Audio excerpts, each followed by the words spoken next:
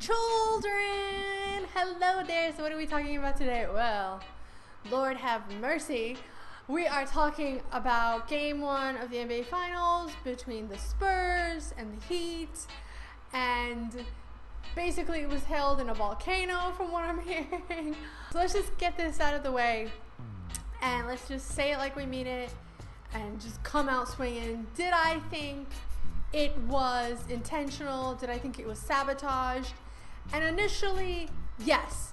And let me tell you why, because I know you're going to say, oh my gosh, she's a psycho girl. Well, hold on. I'm not always psycho. It's like a good 90-10, me not being psycho to me being psycho. And I'm usually only psycho when my sports teams are losing. So I'm a psycho boy. So there.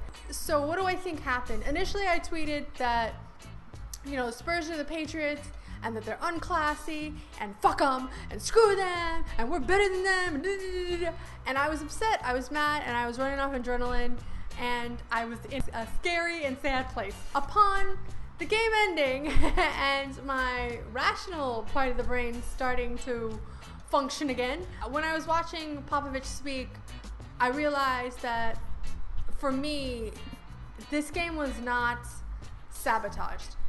And even if it was, we were outcoached. The Heat was outcoached. And let me tell you why. If it's that hot, Spoelstra needs to be rotating the players more often than not. And I always say this about Spoelstra. Remember, what was it, a year ago? The finals with the Pacers where we almost lost? I understand he's a young coach. And I get that he gets it, and I get that there are nerves, and I get that I'm, first of all, Monday morning quarterbacking, and I get that I'm at home, and I don't have these pressures on me, and I don't have 900 things going, so it's easier for me to judge the situation than him. But he needs to be able to look at things and analyze in real time, because that's what you're getting paid for. If I own the Miami Heat, and I know this is going to piss a lot of you off, I want D'Antoni coaching. And I'm sorry, I know some of you are like, Sarah, how can you say that? Because it's D'Antoni being in every final for the next 10 years and bringing home trophy after trophy after trophy after trophy. Think about it like that. But that's just me, because I think D'Antoni is on the caliber where he can outcoach Pop, he could outcoach Doc Rivers, and he can outcoach Mark Jackson. He can outcoach the greats. So my vote is for D'Antoni, but that's neither here nor there.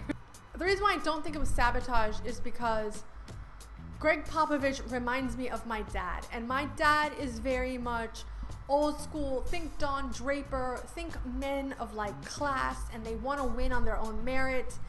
Think people of substance, and not about, you know, social media, not about the internet, just about old school getting it done. And I personally feel like that's what Popovich is. He wants to win on his own merit, on his own terms, and he's not about all these extracurricular activities. You know, I was watching a Princess Diana documentary, because in case you don't know, I have this thing with Princess Diana. I have a thing with all the royals, and I love documentaries. So I was watching this Princess Diana documentary, and it was about the car crash. And what they said was that 87% of the people in Great Britain did not believe that it was just a car crash. They believed it was some sort of conspiracy, because when you have somebody that grand and that superhuman, and something bad happens to them, it just can't be coincidence, and it cannot just be an accident.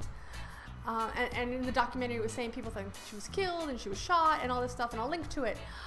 But I think it's a similar situation going on here. I think we all feel as though, because it's the playoffs, because it's the finals, we've passed the playoffs, because it's the finals, we all feel as though there are no coincidences, and if something bad happens, like the AC goes down, it's intentional, because there's no room for error at this point. And if this was happening in Boston, if this happened in New York, if this happened in the Staples Center, I'd be right there with you. I would be right there with you. And initially, during the game, my mind went to a place of the Celtics and the freezing locker rooms, because my dad used to tell me stories about the Celtics.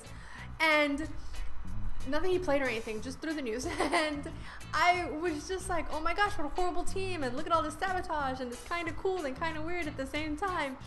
But that's where my mind was coming from when I said the Spurs are a horrible team. And I don't mean it. I take it back. I still think they're classy. The news just came out that in the Spurs locker room, they had cold fans and buckets of ice, and the Heat didn't. And is that sketchy? Yes, it is.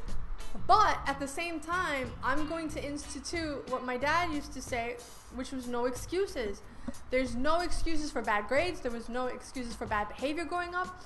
There was no excuses for anything growing up. You did what you had to do, no matter how many roadblocks you had, because it made you a better person. Even when I played tennis, my dad was my coach. It was the same thing. It was no excuses. If I slip and fall and it was raining out there and they didn't call a rain delay in time, I didn't get to bitch about that, and it made me a better player. It's the same thing in this instance. I don't care if it was raining fire. Spoelstra did a bad job at coaching. He's supposed to rotate more. He is supposed to, if it's me, if I'm coaching that game, I'm pulling LeBron because it's a best of 7 series. So why injure him? You know he cramps. He sits. From the third quarter, middle of the third quarter, I'm sitting LeBron.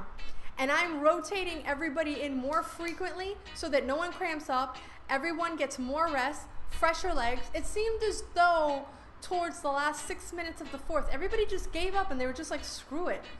And that there's no excuse for that, even if it's a million degrees in the stupid stadium. That being said, I'm blaming it on the coaching. And I know everybody's like, but Sarah, this.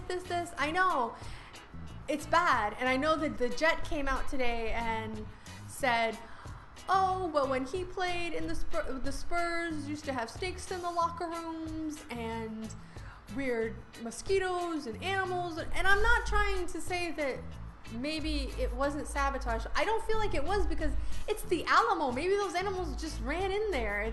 Maybe they're just critters. I don't know. But the thing is, like I said time and time again, I come from a place of facts. I'm a scientist. We cannot prove that anything was done on purpose. Is LeBron more prone to cramping than Duncan? Yes. Did they know that when the place was overheating? Yes. Should this game been canceled and moved to another time or another stadium? That's what I feel.